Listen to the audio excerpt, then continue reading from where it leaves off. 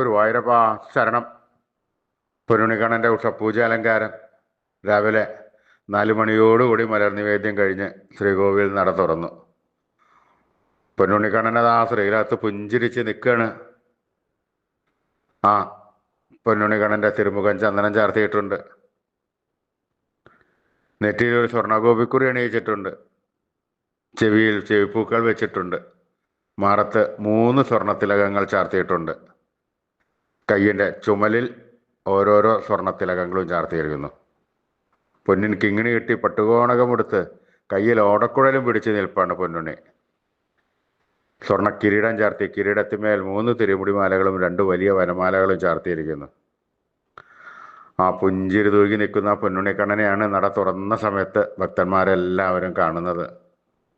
പൊന്നുണ്ണിക്കണ്ണൻ്റെ ആ പുഞ്ചിരിയിൽ മയങ്ങി ഭക്തന്മാരെല്ലാവരും നാരായണനാമം ചൊല്ലി ആ പൊന്നുണ്ണിക്കണ്ണനെ വാരിയെടുക്കാനുള്ള ഒരു തത്രപ്പാടിലാണ്. ആ പൊന്നുണ്ണിക്കണ്ണൻ്റെ അടുത്തേക്ക് അത് ആ നാമം ചൊല്ലി ഓടി ഓടി ഓടി പോണു. ആ സോപാനപ്പടിയിൽ നിന്ന് ആ കണ്ണനെ കൺകുളിർക്ക കണ്ട് കണ്ണൻ്റെ തൃപാദത്തിൽ വീണ് നമസ്കരിക്കണു, പ്രാർത്ഥിക്കണു.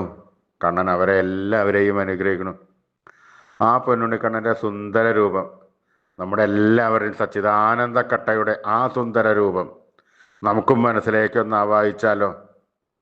എല്ലാവരും പൊന്നുണ്ണിക്കണ്ണൻ്റെ ഈ രൂപം മനസ്സിൽ വിചാരിച്ചോളൂ. പൊന്നുണ്ണിക്കണ്ണൻ്റെ പൊന്നിൻ കിങ്ങിണി കെട്ടി പട്ടുകോണകമെടുത്ത് കയ്യിൽ ഓടക്കുഴലും പിടിച്ച് സർവാഭരണ വിഭൂഷിതനായി നിൽക്കുന്ന, പുഞ്ചിരിച്ച് നിൽക്കുന്ന പൊന്നുണ്ണിക്കണ്ണനെ എല്ലാവരും മനസ്സിൽ വിചാരിക്കുക. നല്ലോണം വിചാരിച്ചില്ലേ? അതാ പൊന്നുണ്ണിക്കണ്ണൻ നമ്മുടെ എല്ലാവരുടെയും മനസ്സിൻ്റെ ഉള്ളിലേക്ക് അതാ കയറി വരുന്നു. ഒരു സങ്കോചം വേണ്ട, മനസ്സിൽ ഉറപ്പിച്ചോളൂ കണ്ണനെ. ആ കണ്ണൻ നമ്മുടെ മനസ്സിൻ്റെ ഉള്ളിലേക്കാണ്ട് എത്തി. ആ കണ്ണനൊന്ന് കൂട്ടിപ്പിടിക്കുക, എന്നിട്ട് അവിടെ പ്രതിഷ്ഠിക്കുക. ആ കണ്ണനുമായി കുറച്ചു നേരം സംവദിക്കുക, ഒന്ന് കൊഞ്ചിക്കുക, ലാളിക്കുക, ഒരു മുത്തം കൊടുത്ത് ആ കണ്ണൻ്റെ തൃക്കാൽക്കൽ വീണ് നമസ്കരിക്കാം, പ്രാർത്ഥിക്കാം. കണ്ണൻ്റെ അനുഗ്രഹം നമുക്ക് എല്ലാവർക്കും ഉണ്ടാവും കേട്ടോ. അപ്പം എല്ലാവരും നാമം ചൊല്ലിക്കോളൂ. നാരായണ നാരായണ നാരായണ നാരായണ. നാമം ചൊല്ലിക്കഴിഞ്ഞാൽ കണ്ണൻ നമ്മുടെ അടുത്തേക്ക് ഓടിയെത്തും എന്നാണ് പറയാ. സ്നേഹത്തോടുകൂടി വിളിച്ചു കഴിഞ്ഞാൽ കണ്ണൻ ഓടിയെത്തും.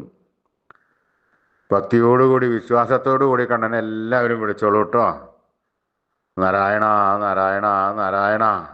ആ കണ്ണൻ ആ സ്നേഹത്തിൻ്റെ മുമ്പിൽ അങ്ങോട്ട് മുട്ടുകുത്തി ആ കണ്ണൻ നമ്മുടെ അടുത്തേക്ക് ഓടി വരും.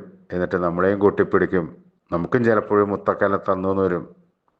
എന്നിട്ട് ആ വേണ്ട സമയത്ത് വേണ്ടതെല്ലാം വാരി കോരി തന്ന് കണ്ണൻ നമ്മളെ അനുഗ്രഹിക്കും.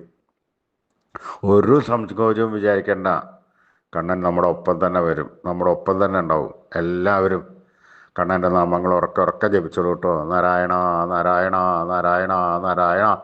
കൃഷ്ണായ വാസുദേവായ ഹരേ പരമാത്മനെ പ്രണതക്ലേശനാശായ ഗോവിന്ദായ നമോ നമഃ.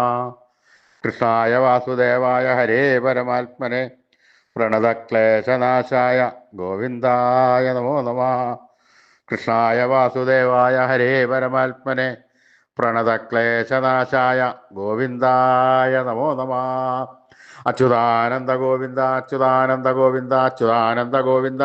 ഈ നാമത്രയ മന്ത്രം എല്ലാവരും ദിവസേന ഉപാസിക്കുക. ഋഷീശ്വരന്മാർ തലമുറകൾ കൈമാറി തന്ന ഈ അമൂല്യനിധി എന്നും ജപിച്ചാൽ നമുക്ക് ആയുരാരോഗ്യ സൗഖ്യം, സർവസമ്പൽ സമൃദ്ധി, സർവ ഐശ്വര്യം, സന്തതി പരമ്പരകൾക്കെല്ലാം ശ്രേയസ് ഉണ്ടാകുന്നതാണ്. ഈ കലികാലത്ത് ജപിക്കുവാൻ ഉത്തമമായ മന്ത്രം കൂടിയാണ്. അപ്പം എല്ലാവരും ഇത് നിത്യ ഉപാസനയിൽപ്പെടുത്തി ഈ നാമത്രയ മന്ത്രം ചൊല്ലുക. എല്ലാവരും അച്യുതാനന്ദ ഗോവിന്ദ അച്യുതാനന്ദ ഗോവിന്ദ അച്യുതാനന്ദ ഗോവിന്ദ.